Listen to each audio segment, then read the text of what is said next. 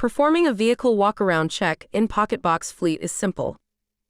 Drivers simply enter the registration of the vehicle or select from their currently assigned vehicles and use a simple traffic light system for pass, warning, or failures. When a vehicle has a defect that warrants a warning or failure, the PocketBox app will ask the driver to record a note and attach up to 5 photos. The driver then simply enters the vehicle's mileage to ensure servicing schedules are automated, and confirms that they are fit to drive before submitting the check.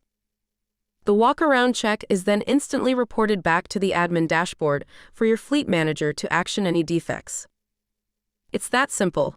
Your driver is safe, your vehicle is roadworthy, and your service intervals are up to date.